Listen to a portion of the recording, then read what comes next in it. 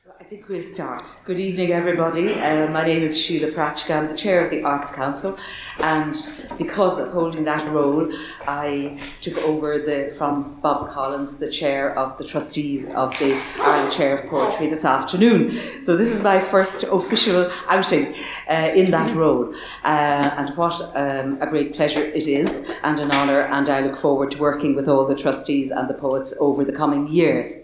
And I have a wonderful gift for my first announcement, because I'm very happy to announce a new bursary funded by the Ireland Chair of Poetry, which is going to be for a poet at any stage in his or her career. It will be for £2,000 sterling, and it will be a travel bursary. And that travel can be inside or outside Ireland. So it's a real pleasure to be able to announce that as my first duty. I also want to say that Paula has done a lot of work in UCD with the Irish Poetry Reading Archive. And from this afternoon, the wonderful interview she did with Jodie Allen Randolph went live. And if you weren't at that interview, but even if you were, you will want to revisit it, you can now listen to that from the Poetry Reading Archive. So Paula, it couldn't have been engineered, but her 3-year period as our holding the chair of poetry has come to an end in 2016. And really she has traversed and opened up for us during that time, for us as a people. A dive into a memory hole. We're all conscious of a loss of certainty, I think, in recent years, and that's perhaps a very good thing for us as a people. We're trying to find things out that mean something to ourselves and that we can talk about to other people. Throughout this time, in her extraordinary lectures, Paula has given us, I believe, a series of epiphanies which have climaxed, as it were, in a fantastic feeling of new insight into what we are and what we might become. And I think she's done this in an extraordinarily generous way, because what she has done is taken on the task no less than giving meaning in public, in front of us, to her own life. And by sharing this with us, I think she's been our Aeneid, leading us into the innermost part of ourselves, giving us courage to take on that challenge of trying to know ourselves and finding a place in our own society and our society's place in the world. And I think 2016 is just a very significant year in which to attempt this task. And I think with a lot of insight and a lot of guidance from Paula, for those of us who have been following her through her 3 years, I think we have arrived at the possibility of something new and something genuinely fresh. Let's hope that this psychoanalysis of ourselves can continue long after 2016. We are indeed rich if we could read the essays and poetry of somebody like Paula Meehan. So it's therefore with great pleasure and also with a great sense of occasion that I invite Eavan Boland to launch Paula's book. Thank you.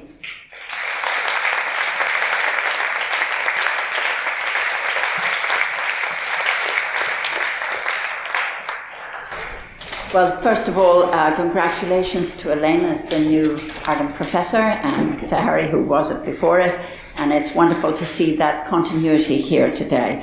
I just am delighted to be here, to be part of celebrating this important and beautiful and moving collection of lectures, which have now become essays. They deserve and they will be remembered and celebrated. And the book, when you read it, has 3 lectures in it, all of them given by Paula during her time as the Ireland professor, and each and every one of them is complicated by passionate memory and by personal history in a remarkable way. And when I look for the words that draw those lectures together, they're Paula's words that I keep thinking of, which is a powerful sentence in the second lecture, which is called The Solace of Artemis, which is itself a very ambitious meditation on nature and human nature and on what survives and what is put at risk everywhere. And coming to the end of that lecture, Paula imagines herself returning to the child that she was and was ready to tell the child, to console the child, to encourage the child. And this is her sentence: "Nothing is ever lost that has made its way into poetry." And in many ways, that sentence, I think, sums up a great deal of the lectures and of the sensibility of Paula Meehan herself. The rescue of human experience, the rescue of her own memories of childhood, of the memories of family members, of hardships, of the city of Dublin, of the adventures and trials of the body, and the ordeals and triumphs of the poet. All of them are made safer because they find their way towards poetry. And all of them are made brighter by appearing in these lectures. And what I admire so much reading the book is what a delight it is to read, which is just rare in reading lectures. And it is the setup of these lectures with a unique mix of wisdom and intimacy. So that gives them the quality of a rich, private conversation that is also mixed with public dignity. But it also seems to me important this evening to think about not just what the lectures say, but also what they signal. In their way, they will remain the clearest evidence we have, now that the occasions are over, of the path Paula took as she set out on fulfilling the responsibilities of the remarkable Ireland professorship, which is itself, I think, a unique and treasurable gift to the Irish community. Like other Ireland professors, other poets, she took those responsibilities into small towns and large universities and classrooms and workshops and conversations, but above all, and always above all, into the hopes and the dreams of other writers and readers in Ireland. All of those encounters that she made, marking out and expanding the fragile, essential boundary which connects a poet with their own moment and their own community. Paula, as I saw, and as I would have assumed, and I know so many of you did too, just brought her own extraordinary generosity and imagination to all those encounters. It shows in this book, and it will remain in this book. And the book points us back to just how important it is that these encounters continue to happen in Ireland and continue to be supported. Bob Collins, who is the chair of the Board of Trustees of the Ireland Chair, in his very eloquent preface to what, by the way, is a beautifully brought out book by UCD Press, puts it so well when he says, "Poetry, though created alone, is a profoundly communal engagement, so it is." But there is also another dimension. We depend so much in the arts, not just on their practice, which of course we consider to be primary, but we also depend in a tremendously important way on the conversation which accompanies practice and which surrounds the arts. We need that conversation in Irish poetry to be challenging and rich and generous. And we need it to honour all the traditions and to encourage all the poets who might be in our future. And far too often that hasn't happened. But I can't think of a larger contribution at this moment to that conversation than these lectures. It's a commonplace in the area of translating poetry that it's possible to translate a poem, but almost impossible to translate the poet who wrote it. The passage of time and the erosions of history already, now and forever, make it hard for us to reach back to the poet, even if we can import their poem into a new language. What I admire so much about this book, and what I admire so much about what Paula has done, is that all of this does translate the poet for us. It translates, you can see it in the lectures, the struggle, the journey, and Paula's arrival into the language she uses. This book will bring the comfort and inspiration to so many readers that she imagined bringing to her younger self. It will show them how she became the really wonderful and inspiring poet that she is. It will be read and reread by younger poets, by anyone who wants to lecture on poetry. And for myself as a poet, I am truly honoured to be here this evening, to be part of the celebration, to see this book take its first steps into the hearts of many, many readers.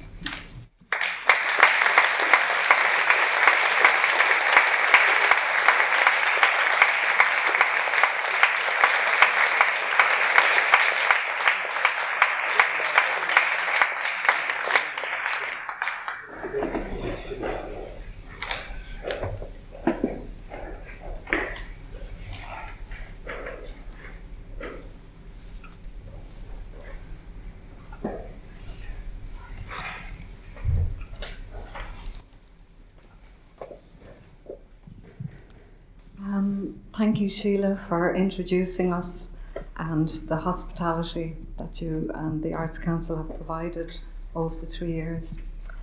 The welcome for me and for all the participants, and also just for taking on the responsibility now as the new chair of the trust I worked to. Eavan, thank you for the beautiful introduction, for launching the book. In fact, I'm kind of slightly derailed by my own emotional state at the minute, but I can think of no one else that I'm more delighted by having to launch the book. Eavan's own witness to her life in poetry were signals to me about how I could cope with what I found to be a very strange experience, actually putting the lectures together. I think that I had taken for granted a lot of the protection I felt as a poet. You know, I think the journey in poetry gives you battle dress, it gives you protection. Sometimes, you know, it's protective colouring in that you explain the world, you give the world back in a pied way, so that you're protected. I didn't realise how vulnerable I would feel in the journey into prose, and that took me by surprise. And I came out of the few years with just enormous respect for anyone who does commit to lecturing. There are so many gratitudes I have to express today, and I'm sure I will forget some people. I mean, I'm sure I've forgotten some of the names in the back of the book that I wish to express my gratitude to. To the trustees, really, who keep the Ireland Chair of Poetry together. You know, they put a huge amount of commitment. I worked to 5 different bodies, which at first I was slightly anxious that having 5 bosses would be totally unmanageable. But in fact, they just let me get on with it and were supportive in every possible way all the time. I mean, it was just absolutely amazing to be that cherished and minded and yet let do exactly what I wanted to do. I work to the trustees from the Arts Council of Northern Ireland, from our own Arts Council here in the Republic, and from representatives from the 3 universities who provided me with a kind of a mother house each year from which I could operate.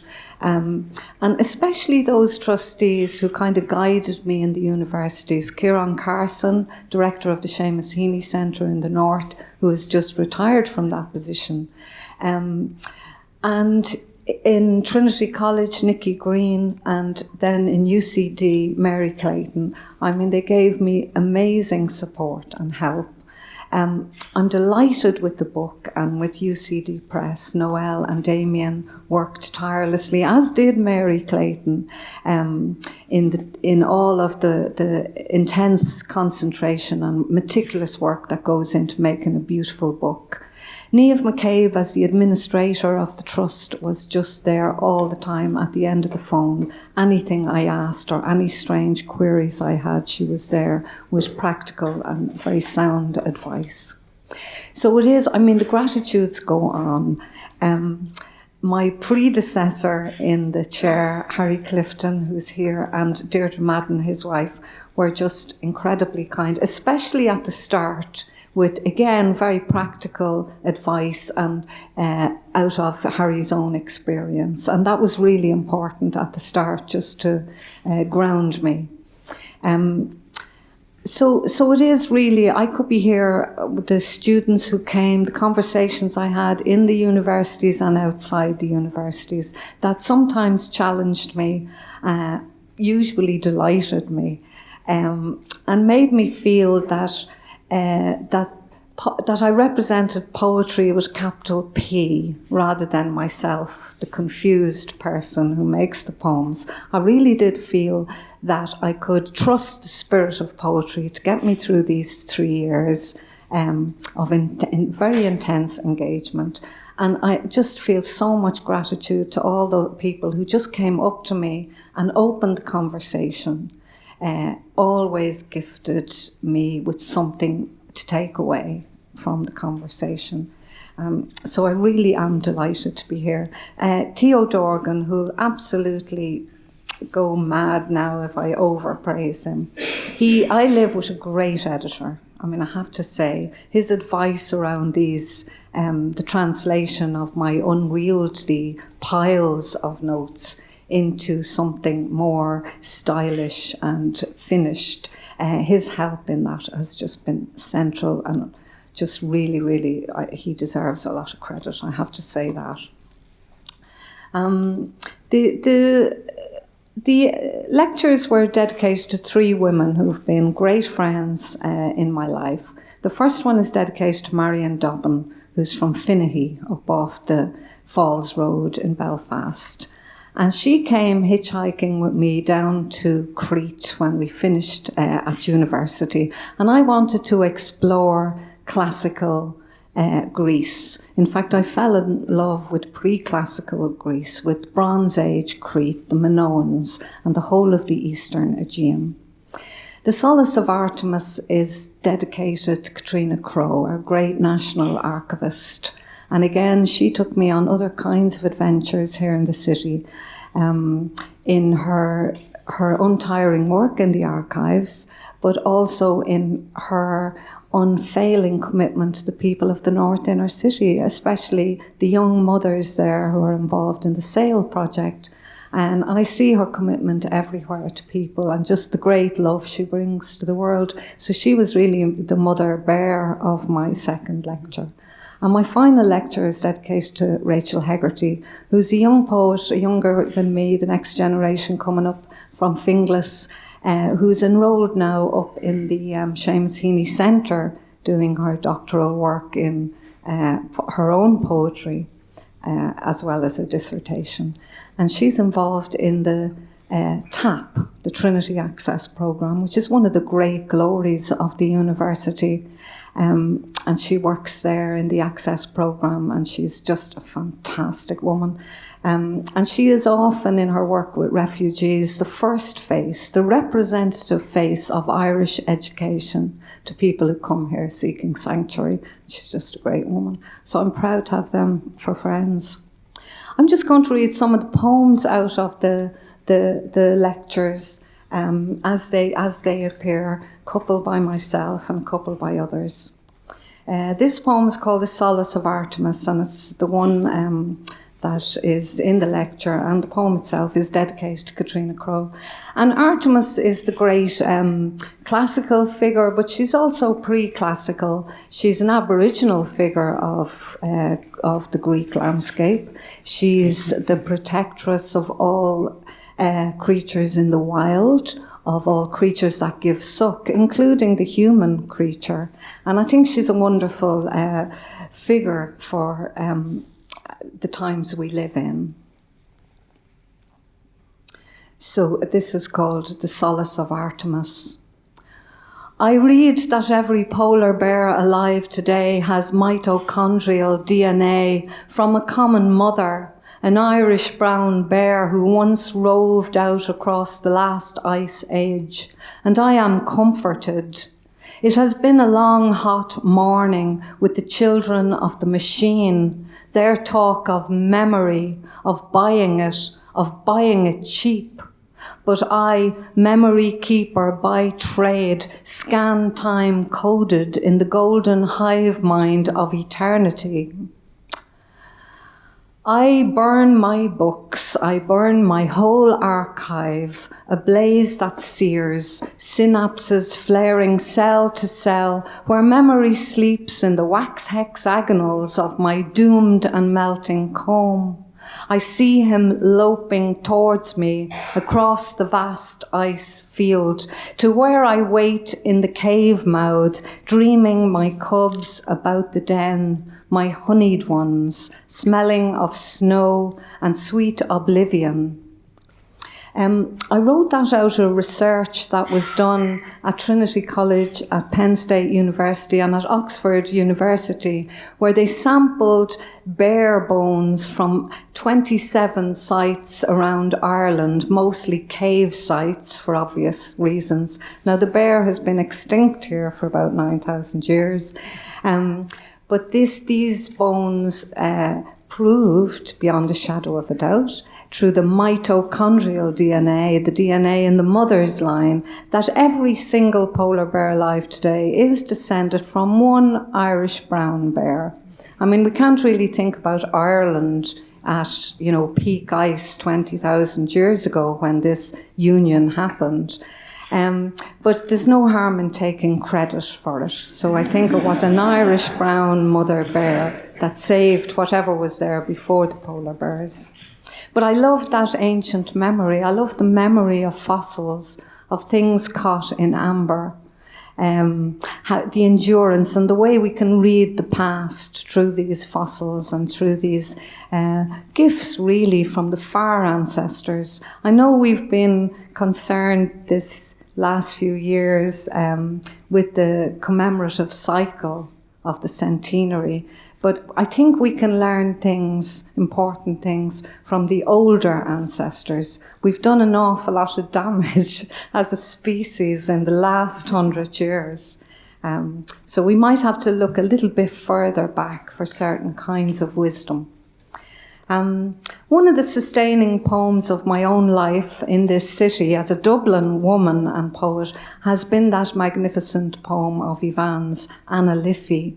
I see it as being at the heart of her work as it is at the heart of our city. It's a longish poem and I won't read the whole thing, but I do use an excerpt of it in the book in one of the lectures. So I would like to read that now, if I may be so presumptuous in her presence. So, in the end, it will not matter that I was a woman. I am sure of it. The body is a source, nothing more. There is a time for it. There is a certainty about the way it seeks its own dissolution. Consider rivers. They are always en route to their own nothingness. From the first moment they are going home. And so when language cannot do it for us, cannot make us know, love will not diminish us. There are these phrases of the ocean to console us, particular and unafraid of their completion. In the end, everything that burdened and distinguished me will be lost in this. I was a voice.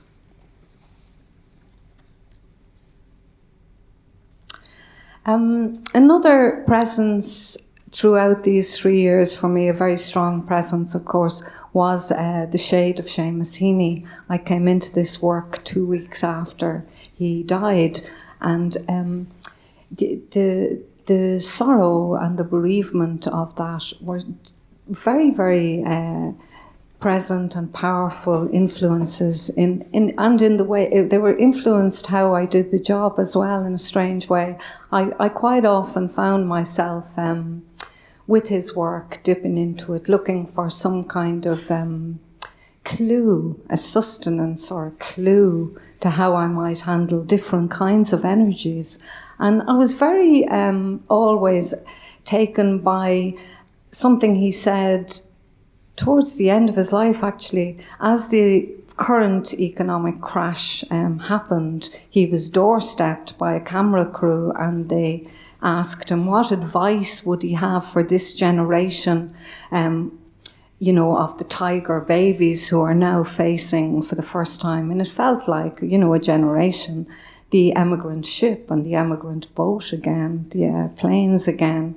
And he said that his advice was that we should be kind to each other. And I like at the heart of that word, there is that idea of kinship, that you see your family in everybody. You see your brother and your sister in everybody. And I loved that. And at one point in writing the lecture, I drew on, while Theo was away sailing he was sailing home from Iceland, and he went out of contact for about a week. And I knew from the web that he was stormbound somewhere around Iceland. And of course, there's always the doubt that he's actually still up there in the boat because there was no contact. And this poem I drew on, I found it very comforting. And it's called Postcard from Iceland. As I dipped to test the stream some yards away from a hot spring, I could hear nothing but the whole mud-slick muttering and boiling, and then my guide behind me saying, lukewarm. And I think you'd want to know that luke was an old Icelandic word for hand. And you would want to know, but you know already, how usual that waft and pressure felt when the inner palm of water found my palm. And I found that poem of Seamus's just like a hand clasp in those very worrying times. And of course that bent in the poet to the etymology of the words.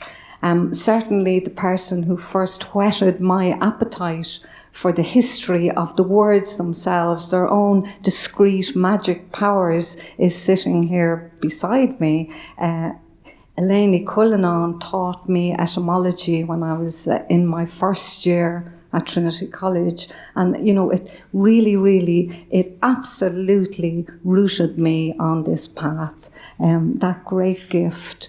I know in an interview once I was quoted as saying that she taught me entomology, the study of insects rather than the study of the roots of words, which is kind of apt given the title of the book. So my entomologist teacher and my etymologist teacher, Eiléan, who will be coming into this chair, the mythical chair, more on that anon, after me.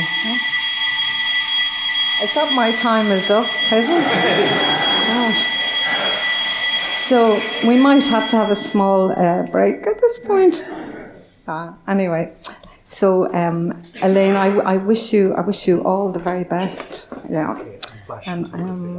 So I'm just going to read a couple of more pieces, and then my predecessor and my successor have agreed to read a few poems too. So this is a very old poem. It's called Well, and I know this is one of the big bees in my bonnet. I say it now as a spell against the frackers who would wish to frack County Leitrim, which is the ancient homeland of the Meehan tribe, so to speak.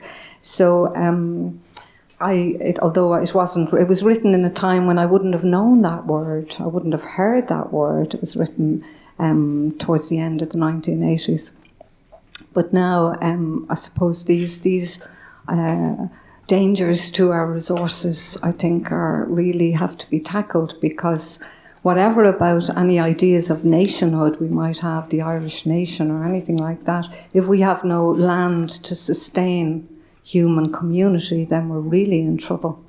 So this is well.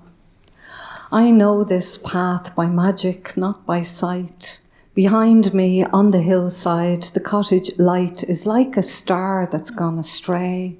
The moon is waning fast, each blade of grass, a rune inscribed by hoarfrost. This path's well worn. I lug a bucket by bramble and blossoming blackthorn. I know this path by magic, not by sight. Next morning, when I come home quite unkempt, cannot tell what happened at the well. You spurn my explanation of a sex spell cast by the spirit who guards the source that boils deep in the belly of the earth. Even when I show you what lies strewn in my bucket, a golden waning moon, 7 silver stars, our own porch light, your face at the window, staring into the dark. And I'm just going to finish with a poem that is from a sequence of poems that will be published next November, which I consider an absolute miracle. And I mean, a miracle that I found the place to make them. And I made the first third up in Belfast, the second third in Trinity College, as it happens in the room where Speranza gave birth to Oscar Wilde, channeling her birth pangs, no doubt. And the final third, more or less, out in the office I shared with the wonderful Leah Mills out in UCD, who was a fantastic pal and office mate in this great year for her, when her great book about the events 100 years ago in this city, and it's a book dedicated to this city, which she loves, Fallen, that wonderful novel. So this little poem is called The Ghost Song, and it's really comes out of an American poet who's very close to me, my heart, Gwendolyn Brooks, wonderful American poet. And it's a spin on a line of hers. The line is, the singers and workers that never handled the air. It's from her great poem, The Mothers. And because it's June, and it's all this marvellous June light that I always feel we really need to soak in to get through the Irish winter. This is The Ghost Song. From a dream of summer of absence, I woke to winter. Carol singers decked the walls of some long-lost homeland. Late-night shoppers and drowsy workers headed for the train. So the night that you died was two-faced. June light, never far from mind, though snow fell. I handled grief like molten sunshine, learned to breathe your high, lithe ghost song from thinnest air. So thank you very much for your attention.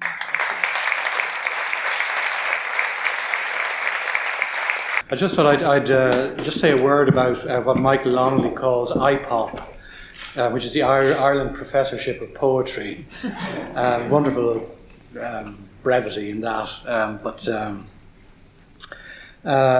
we've heard some marvellous words already, and I don't want to add too many ideas to what's been said, but I can't help pointing out that one of the great things about IPOP was that it offered people like myself and Paula and others before us an opportunity, I think, to challenge dominant myths of Irishness.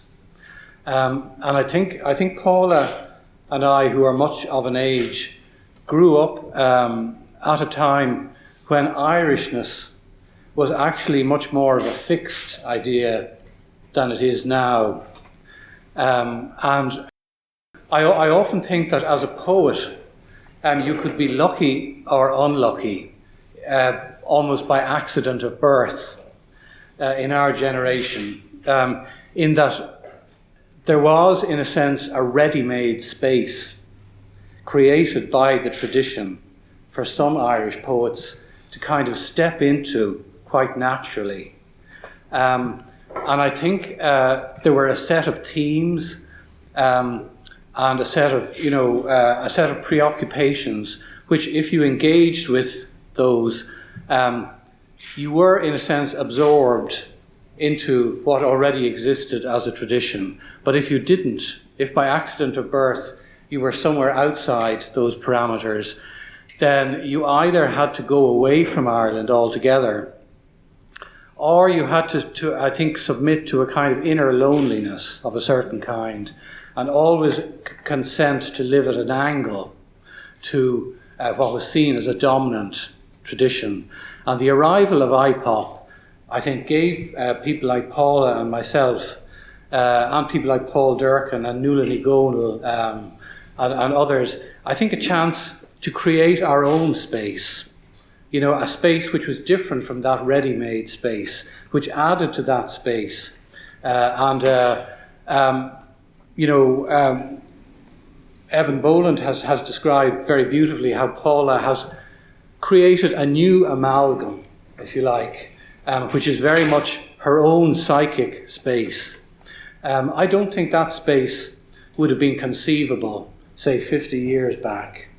And the existence of the Ireland Professorship of Poetry has offered people like herself and myself a chance to make our own spaces in our own country, and to add, if you like, to the psychic space of Irish poetry. And I'd just like to read a poem now about somebody much further back who challenged, if you like, the dominant myth of Irishness, and whose anniversary, in a sense, we celebrate tomorrow. And this is a poem called Eccles Street, Bloomsday, 1982. One-sided, stripped of its ghosts, the half that was left of Eccles Street stood empty. On that day of days, my own unconscious feet would carry me through to a blind date or a rendezvous. Invisible pressure, invisible heat laid down the blue coordinates of an Hellenic city, from Phoenix Park to the Merrion Gates, where disconnected at one remove from wisdom or eternal love, a million citizens worked, ate meals, or dreamt a moment of Joyce, and felt themselves wholly real, the equals of fate, the masters of choice, as I did too on Eccles Street, before ever you and I could meet in the larger scheme. Coincidence ruled invisibly, the casual date upstaged by Greek infinities, moving among us like common sense, imprisoning, setting me free to dream and circumambulate in a myth too young to be formed. I would build it myself from the ruined door of Bella Cohen's bawdy house, from other basements, other whores unbuttoning their blouses forever, while traffic swarmed and the lights outside turned green and red on shifting planes of reality. And you, eternal student, read of Joyce in the National Library, or stood in the crowd, my love unseen, at the unveiling in Stephen's Green. An hour went by on Eccles Street. Two drunks, at ease in the Mater portals, swigged and sang Republican songs. I watched a line of taxis wait and saw where real grass had sprung through mythic pavements, already immortal, green as life and unresearched.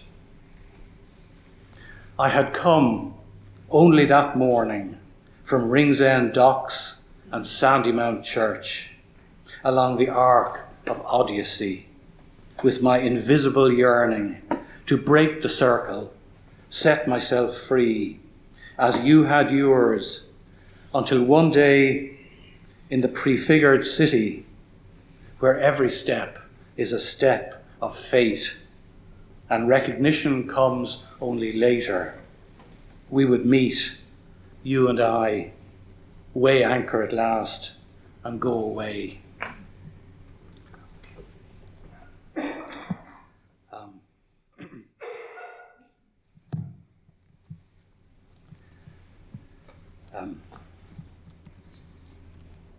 One of the great spirits who Paula has already invoked this afternoon is Seamus Heaney, to whom in many ways we owe our presence here today. And I sometimes think that my own, I didn't know Seamus very well. My own relation to him in a way was an unusual one, in that I married into what is often described as Heaney country. And all that happened about 30 years ago, and I kind of half live, half dwell in that part of mid-Ulster. More and more, in fact. It's become a kind of a second nature to me now.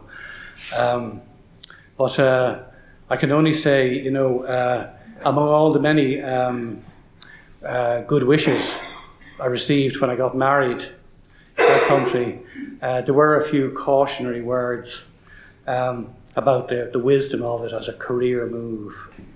And I can only say that Seamus himself, in any contact I had with him about mid-Ulster, was incredibly generous and kind and supportive.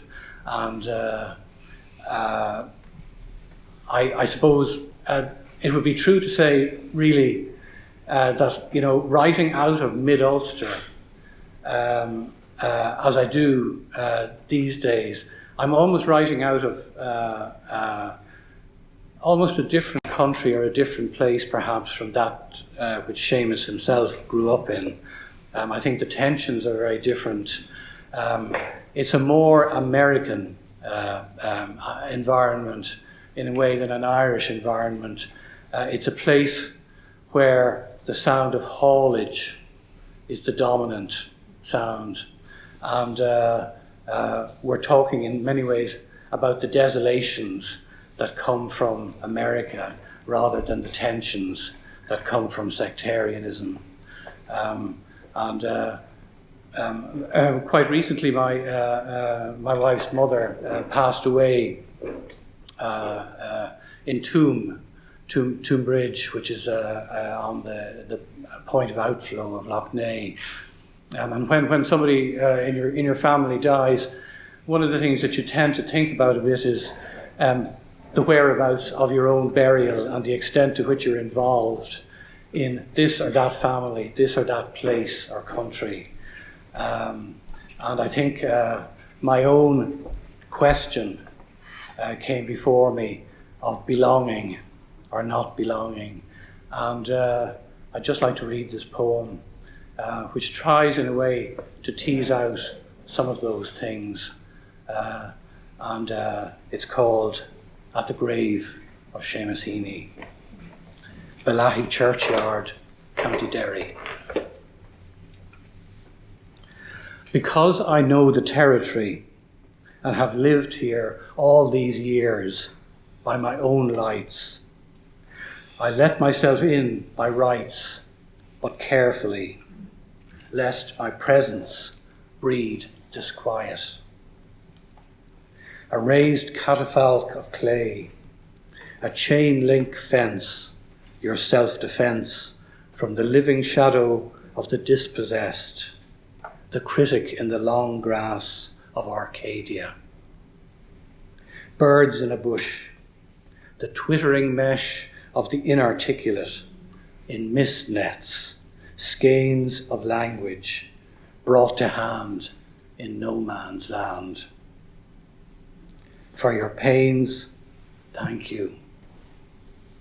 And for leaving this side of the grave, Loch Ness, my land under wave, the tomb shore, and the yet to be explored immensities of Doss. The burning glass of water widening to a lens or a loss of innocence. Love cars, Sunday afternoons of too much knowledge too soon, the knowledge of death behind the senses, knowledge stripped of all that myth of history, hope, and future tenses. Acid jazz, the concrete bulk and small hours nightclub razzmatazz that is still the elk. The haulage thundering east and west in juggernauts of common sense and spiritual exhaust. When Master Pollock's bagpipes play outside, it must be rain. Maybe once, but not again, in the drinking dens of Cranfield, Grange, and Moneyglass, and the sheep pens high in the sperrins, rattling tin as a ghost might rattle a door, invite himself back in to the middle ground of Ulster. The daily round this Monday morning, no one about, where time to spare, a one-sided conversation with the dead is mine to share, who have been everywhere but home.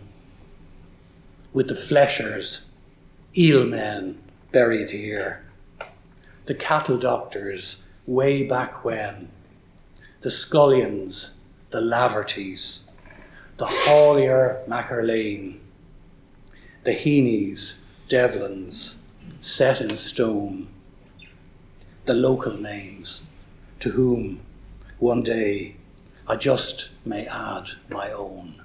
Thanks.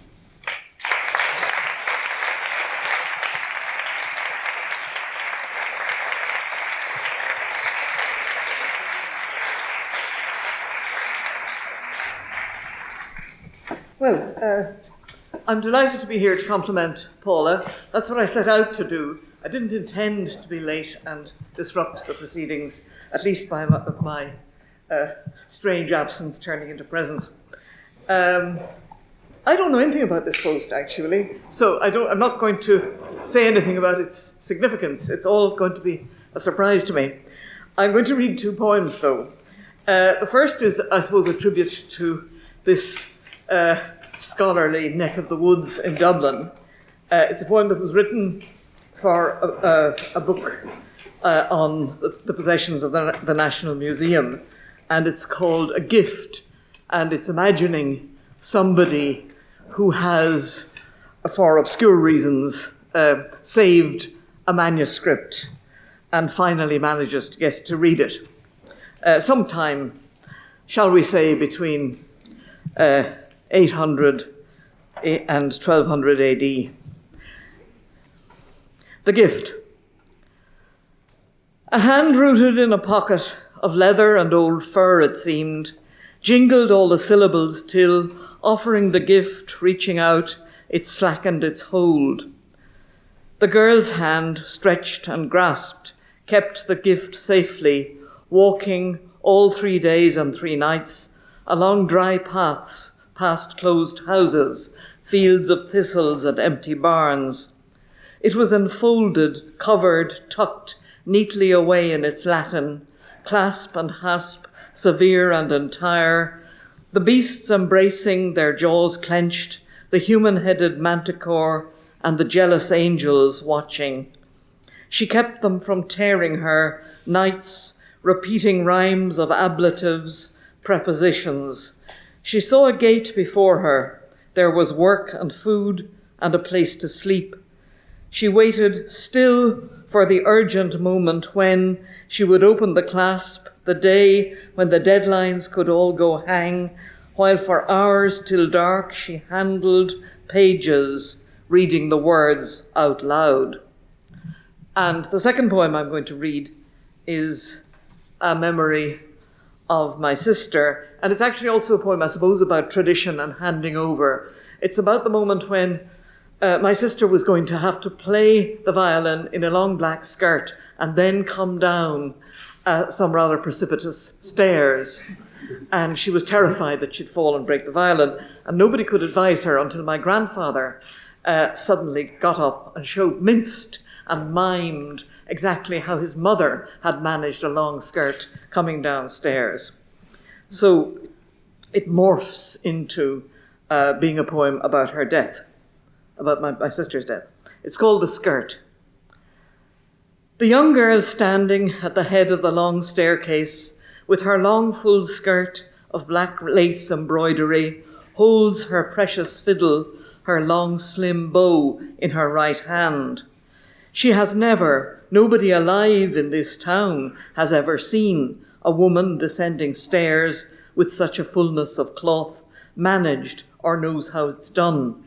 Her grandfather sighs, puts aside his grave clothes, the spectacles, crossword, pencil, to show her how his mother, his grandmother, dressed a stairway, how one skilled hand rightly placed on the flowing, trailing herd jerked all smoothly into a parade.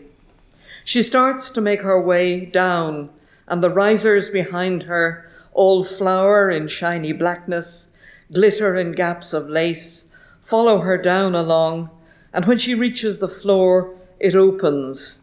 She treads on down, the stairwell plunges away, her feet still find the trail, she still holds the fiddle upright, the white flash of the bow fading.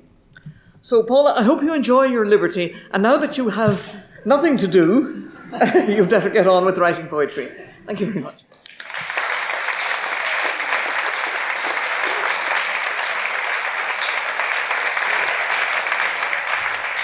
Thank you, everybody. What a wonderful evening. So now let me invite you to join us outside where there is a drink and where the book is for sale. You might like to get Paula to sign it. Thank you.